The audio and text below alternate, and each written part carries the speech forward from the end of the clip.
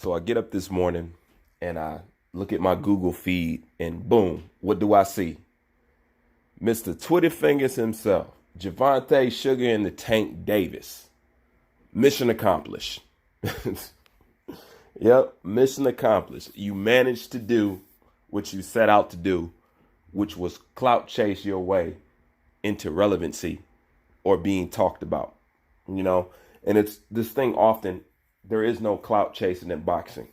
Yeah, I used to believe that, but there is clout chasing in boxing when you don't plan on actually fighting the fighter. See, there's nothing wrong with calling out the fight. There's nothing wrong with what Devin Haney's doing. There's nothing wrong with what Teofimo Lopez was doing because they actually intended and tried to fight the fighter. Now, on the other hand, coming from the PBC side of things, when you do stuff like this is purely clout chasing. So there is clout chasing in boxing. So I stand corrected on that. But as you see, Twitter Fingers got exactly what he wanted.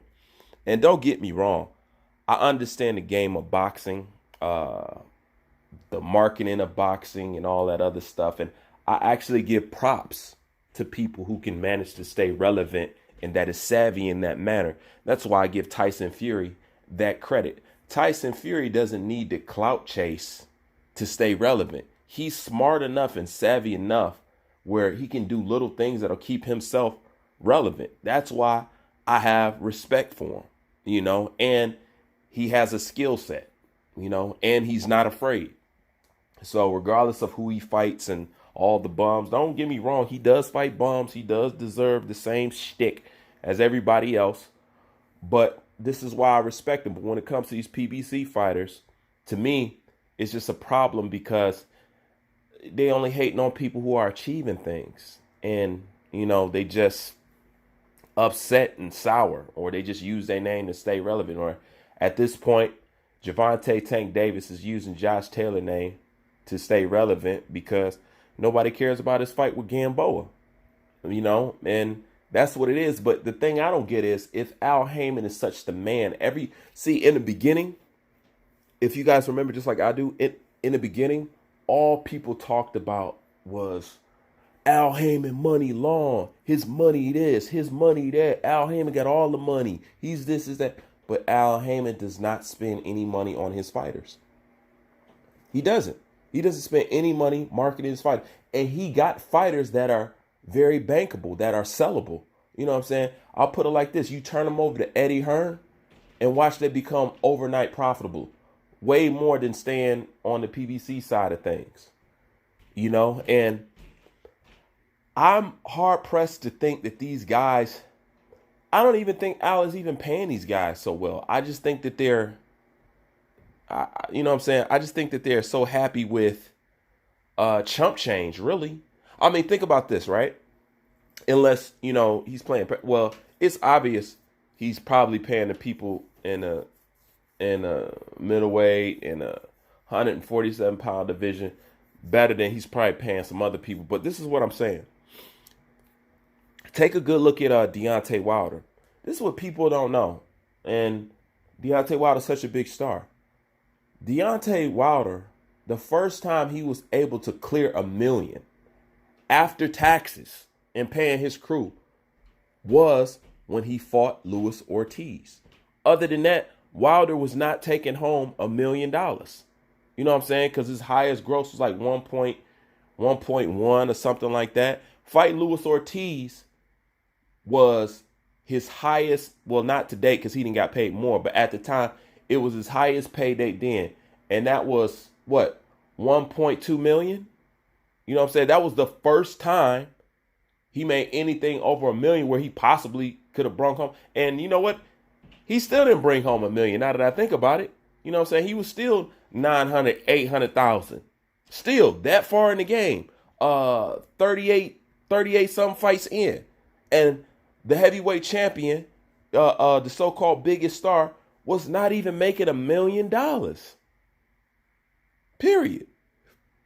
Was not even making $1 million. Wasn't clearing it.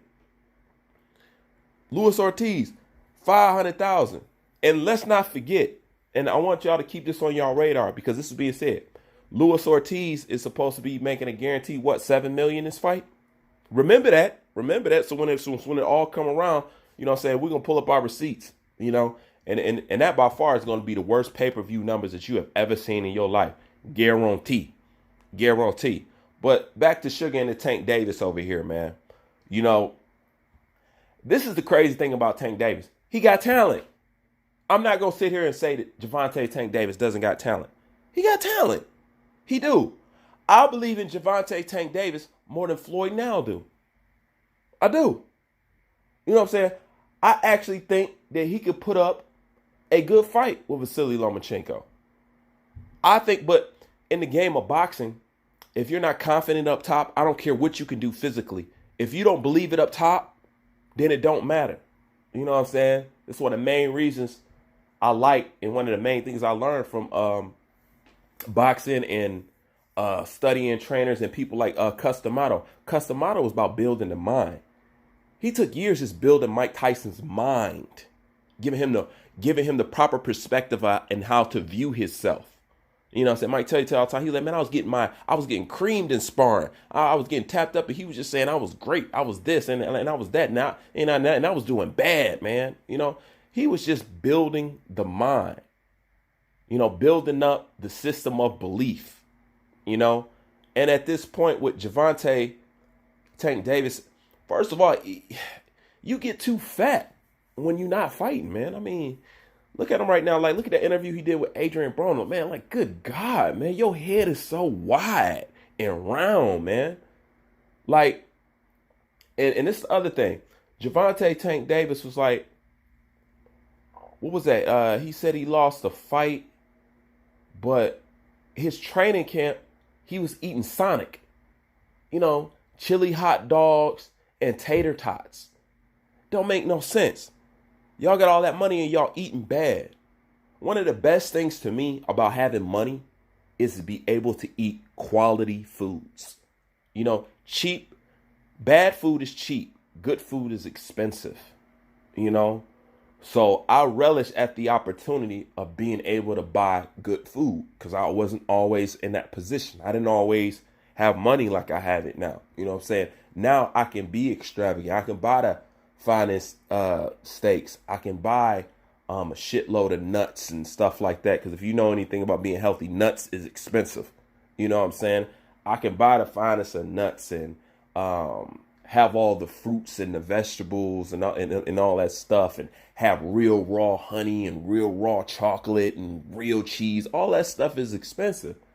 But these guys got money and eat like crap. That's one thing that I don't understand. But when it comes to this clout chasing shit, congratulations. You just managed to basically springboard off the back of Josh Taylor's name in order to get your ass some damn relevancy and some shine.